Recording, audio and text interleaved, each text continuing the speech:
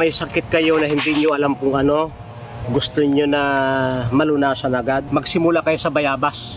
Ano mang nararamdaman niya sa baga man o saan mang parte ng katawan, maghanggang balat.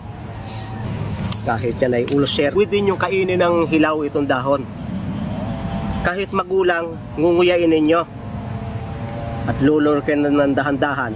Luto man o hilaw, ginawa mang tea, ginawang mang oil o ginawang powder para pantapal, ay mai-apply ito sa loob at labas ng katawan, luto o hilaw.